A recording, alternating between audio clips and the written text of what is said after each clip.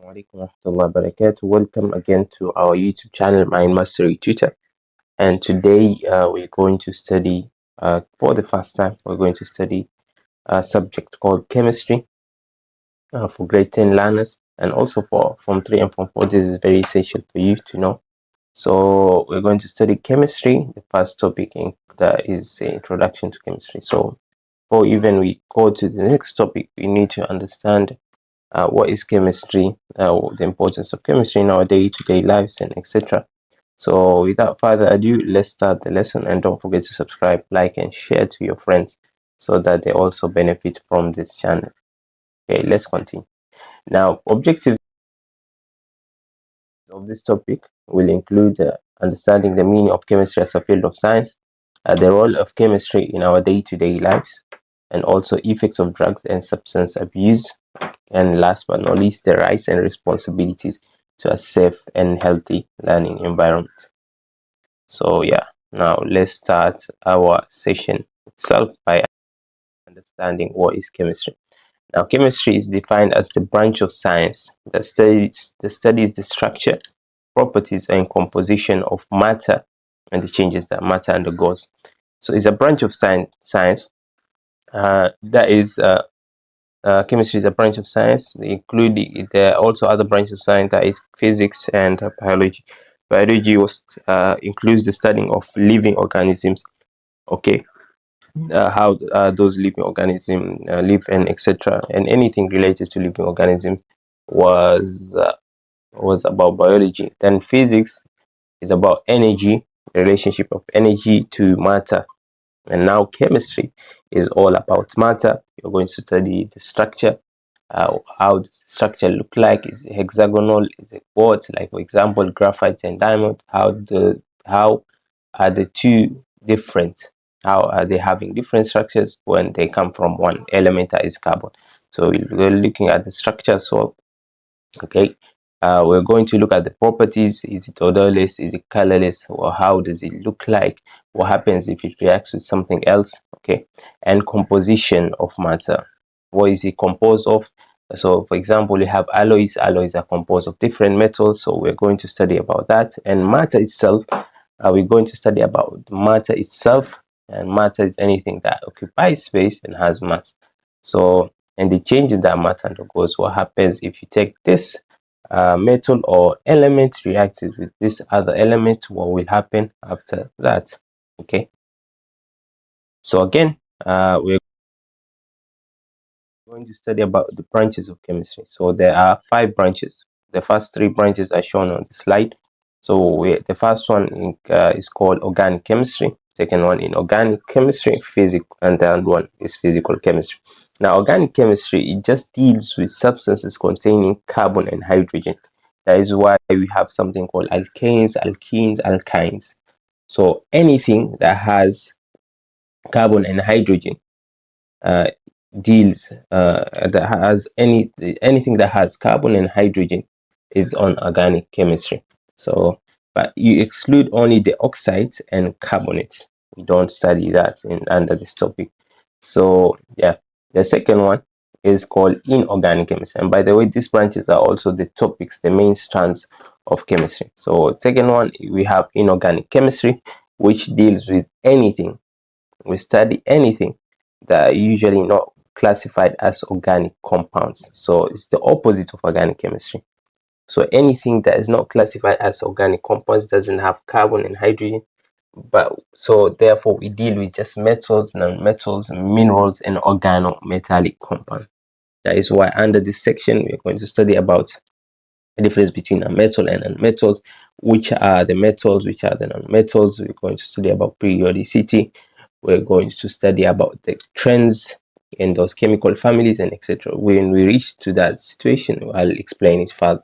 The third one is physical chemistry. So physical chemistry is the study of the properties and the changes of matter and the different physical conditions. So let's take you have a gas. What will happen if it is put under different pressure, different temperature, different volume, something like that? So will it react? What will happen? Will the volume increase if you decrease the pressure? Then and many such things. So we'll deal with the laws here called Boyle laws, Charles laws, Avogadro's laws, and other laws that will be taught under this branch of chemistry called physical chemistry. Now, the fourth and the fifth include analytical chemistry, analytical from the word analyze, and last but not least is biochemistry. So analytical chemistry deals with identification of materials. You identify those materials and the determination of the quantitative as well as the qualitative composition of the material. So you analyze, you identify and analyze on the quantitative and also qualitative composition of the material. So you analyze it. How does it look like? Is it composed of 20% of this, 30% of that? So yeah, you're just analyzing the material that you're being given there. And then last but not least, biochemistry from the word biology and chemistry. So it relates the two. So it involves the study of all substances and processes that occur in living things. So it's a bridge between biology and chemistry.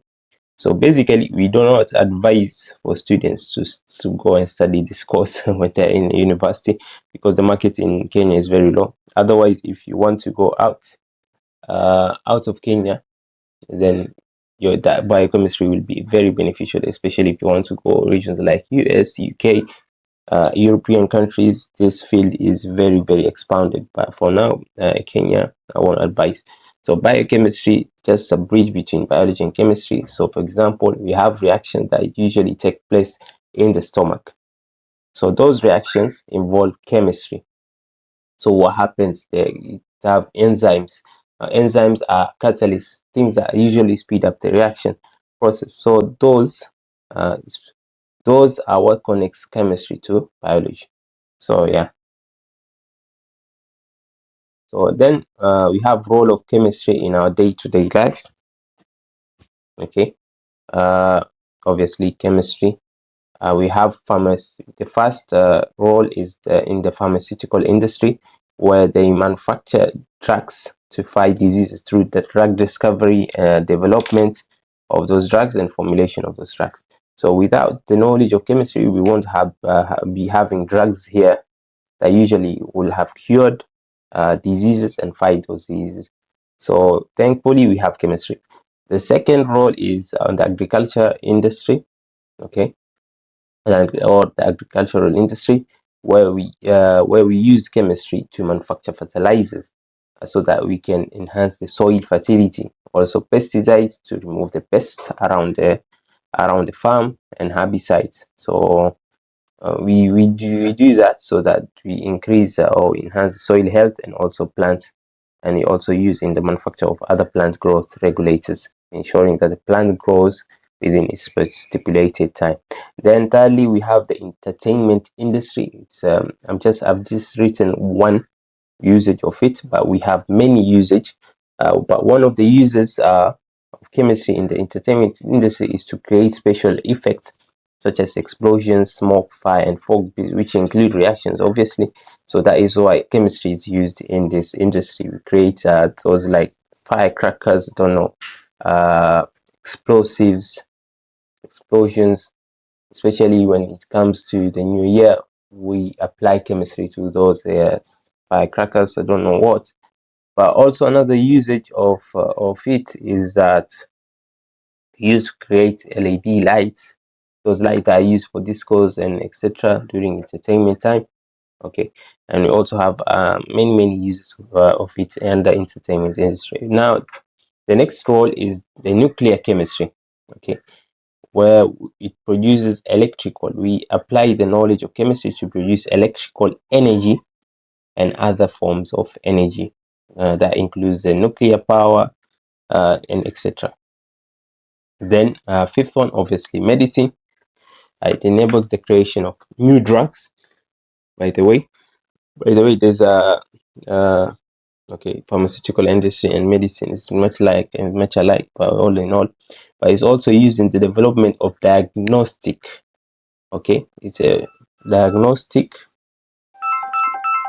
test and medical imaging technologies. Last but not least is the environment.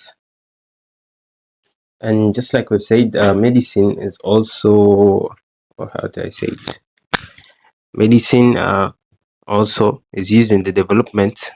Chemistry is used in the development of diagnostic tests and medical imaging technologies. So it's knowledge, that is the chemistry knowledge is used in the development of diagnostic tests and medical imaging technologies. So those tests that are usually done in the lab are done with the knowledge of chemistry. Now we also have another role, and that is its role in the environment. Chemistry helps in mitigating pollution through alternative sources of energy and also find solutions to climatic changes. Okay, so the application of chemistry, how we mitigate those pollutions, especially when you have carbon fuels emissions, how do you mitigate those? So we apply chemistry knowledge to it. Okay, so let's go to the other slide. Now, the career opportunities that you get from studying chemistry includes the following. That is pharmacy. That's one of the career opportunities, and you become a pharmacist. And we have also chemical engineering, study for chemicals, how to engineer those chemicals, especially in food productions. This is the most applied career opportunity. Then we have forensic science, mostly about analyzing things.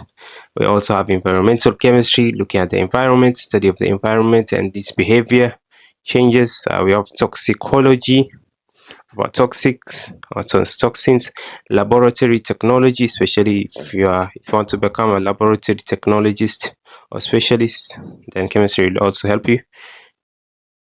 We also have the career of medicine, obviously. If you want to study for medicine, at least you should excel in chemistry and biology. We also have veterinary medicine for animals.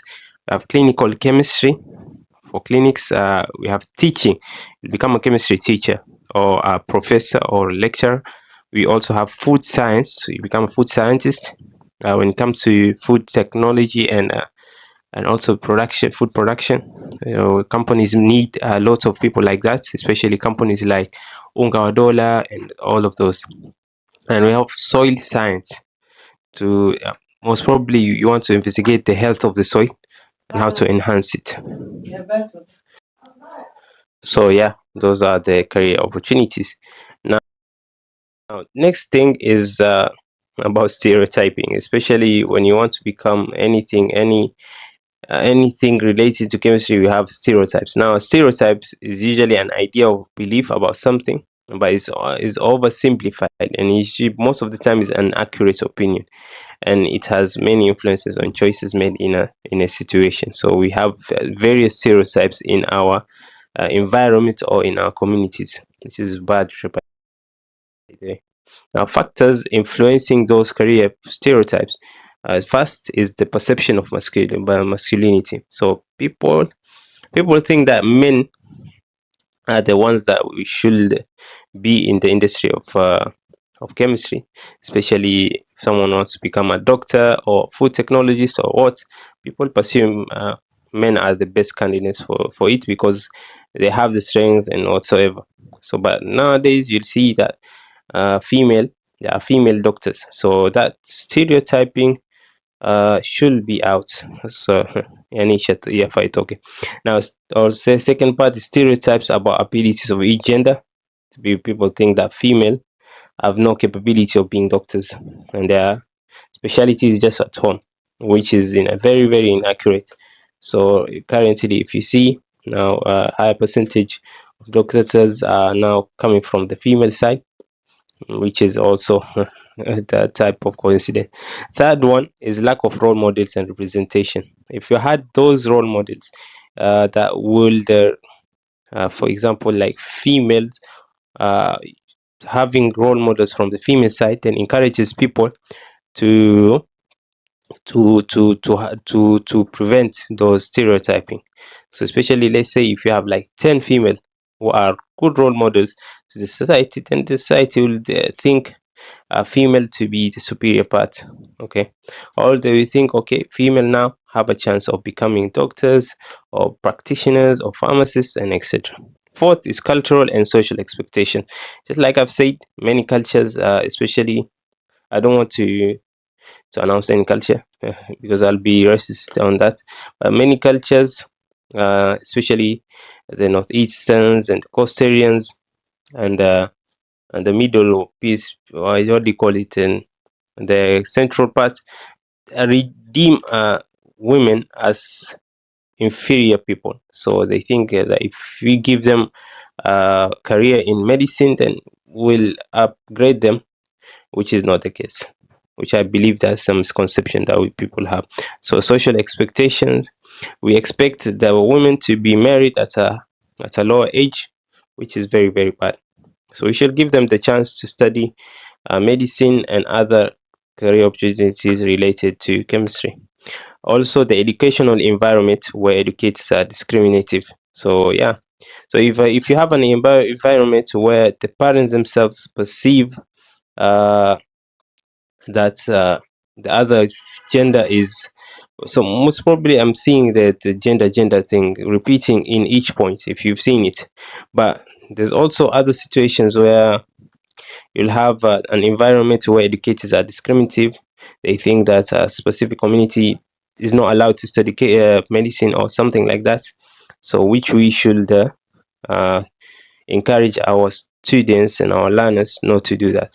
So where educators are discriminative, no, not only learners but the teachers themselves are discriminative, are racist.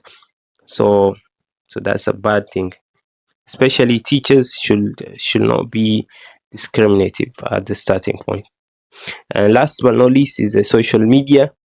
So the more we hype on a social media platform, is the more the perception, the more we are encouraging that perception or stereotyping thing. So again, social media is a bad influence to our learners. That is why I'm encouraging parents not to give phones to the to their children at this stage. Let them study. When they finish studying, then you can give them the phones. I don't think the phone is something that people really need. Okay, it's not a need, it's a want. It has something that I've studied from business. So yeah, the next thing is about drug. Now let's start drug. A drug is usually a substance that causes a change or a response in normal functioning when introduced into the body.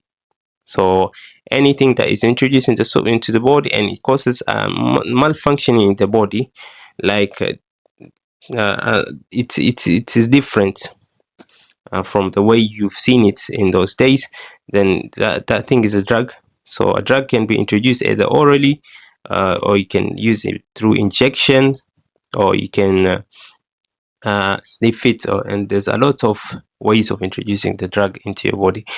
uh, okay, but it can be taken in terms of solid form or liquid form or gaseous form. So a drug is either medicine or which can change your body in a positive manner, or it can be things that change negatively. For example, cannabis sativa, bangi, mira, and etc. Also those are drugs. Caffeine is also a drug because it changes the normal function of your body when you introduce it into the body. Now, a prescription is a written instruction from a licensed medical officer, such as a doctor. It's not a must for him to be a doctor. It can be a pharmacist or the nurse that is there, okay, that authorizes a patient to obtain and use specific medication. So that is a prescription. So as long as it has these qualities, the prescription include these qualities or these things, that is the patient's name and dosage of the drug, the instructions for use, how to use it, or what time to use it, and the prescribing doctor's information. Yeah, so those are the four main things that are included in a prescription: patient's name and dosage of the drug, instructions for use, and prescribing doctor's information. Now let's go to dosage. Now dosage refers to the specific amount of a drug. So how many should you take from that drug or medication that should be taken either at once or at intervals of a period of time. So if you're taking two, how many twos should you take? Let's say you are taking 2 tablets for how many times in a day? For 3 times or 2 times in a day. So an example is this one. So we have an example like 2 times 3. So 2 times 3 means 2, the number of drugs. If you're taking 2 tablets, then it's 2 times 3 mean 3 times in a day. So usually they are taken in over 24 hours. So number of times the drugs should be taken at same intervals of time over that 24-hour period. Now we have substance use. Now substance use refers to the consumption of substances that usually can alter mental or physical state. So that's something that we call drug abuse or something like that. But that is, it alters the mental or physical state. And the drugs that usually do that are like cannabis, sativa, alcohol. Those are the commonly misused drugs in our society. Cannabis, sativa, alcohol. We have, if I say cannabis is bang, we have tobacco, okay, and cut, which is mirror. Now, drug misuse. Now, drug misuse is different from abuse. This refers to the use of a drug for a purpose other than that what is meant for. Okay, or you can say overdose or underdose of a prescribed drug. So you're using it for a purpose that other than what is meant for. So let's say, for example, a doctor told you to take these drugs 2 tablets for 3 times in a day, and now you thought this drug is very curative, okay, and you've assumed, okay, let me instead of taking 2, let me take 3. So you're misusing the drug. And if the doctor tells you to take it at night, then he has a reason for it. But you, as a mature person, or shall I say immature person, assume that taking at night will be hazardous, so let me take it during the daytime. So you're misusing the drug.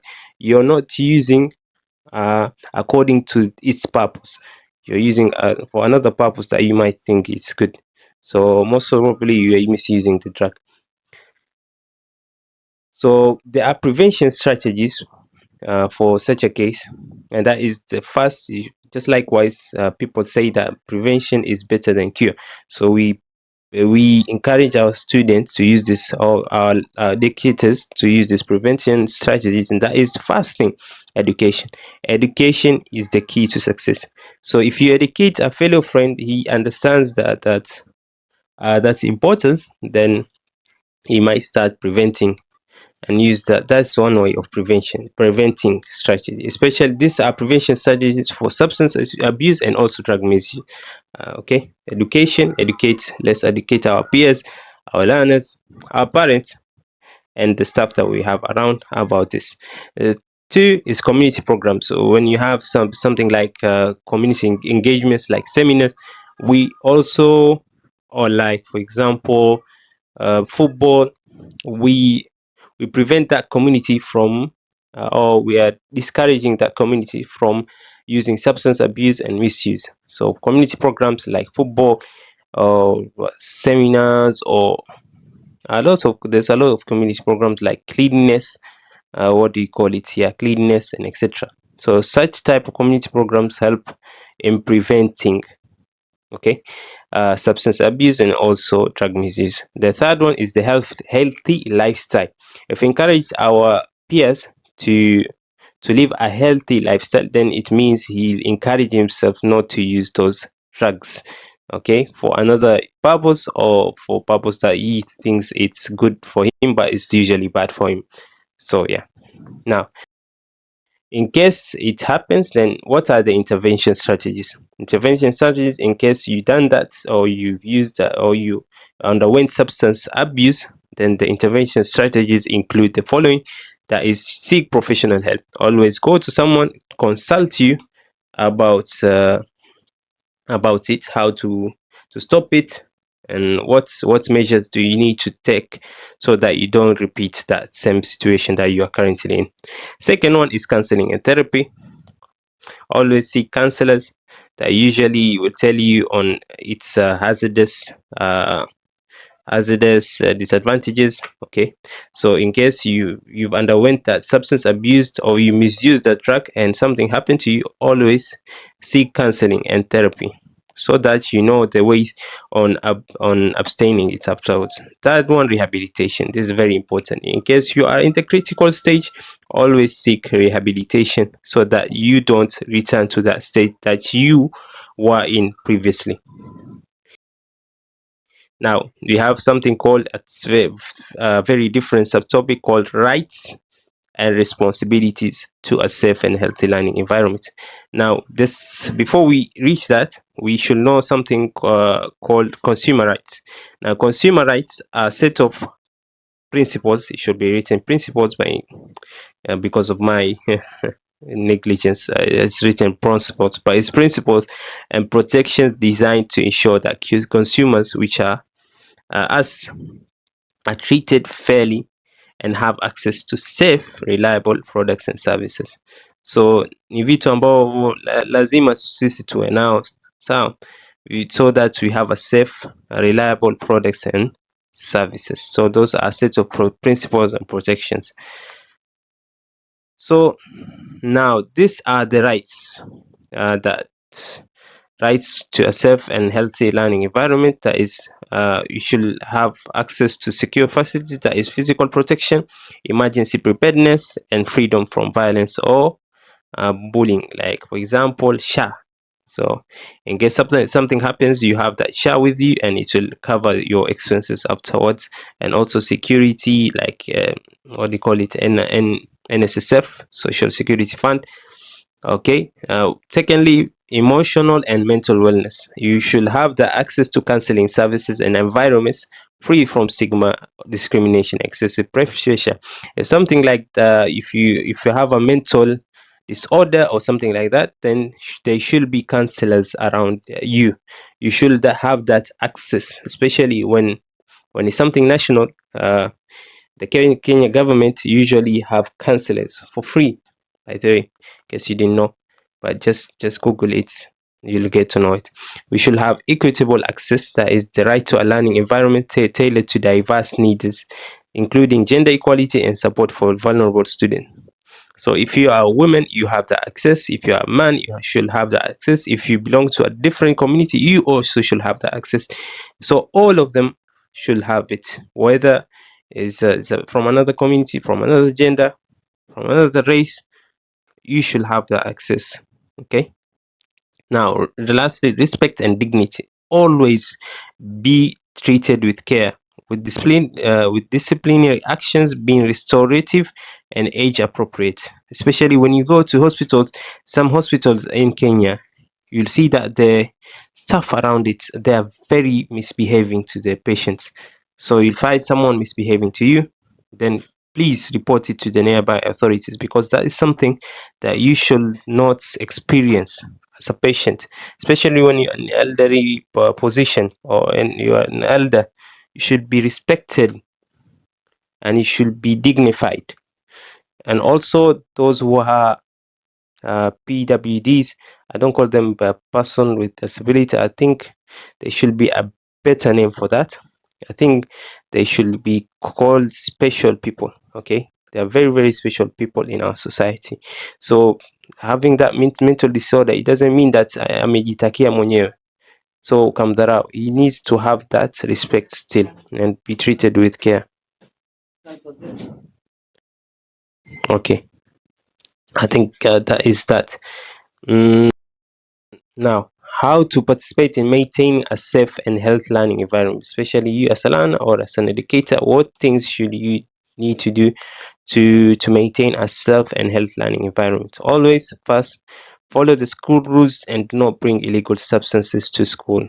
Why should you bring illegal substances, drugs? What for? I don't understand the need for it. Secondly, take off school property. Do not damage the school properties, the medicine around you. Do not damage them. It will benefit you at the long run.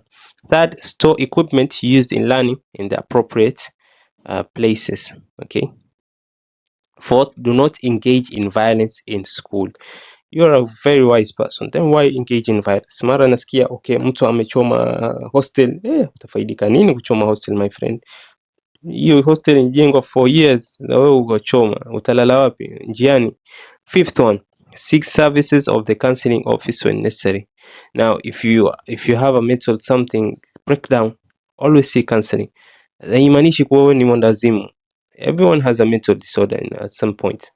Okay, so it doesn't mean that you are a crazy person. It's better to seek a friend or a counselor so that he can show you on ways to not continue that mental disorder. So he'll teach you on ways to cope with it and etc. So again, I think that brings to our last slide of the day, right? And also, so I want to say thank you. Don't forget to subscribe to my channel, share and like, and follow for more. So yeah, subscribe. And again, I'll post other lessons for chemistry. So just in case you've missed out, make sure you look at my YouTube channel. But don't forget to subscribe.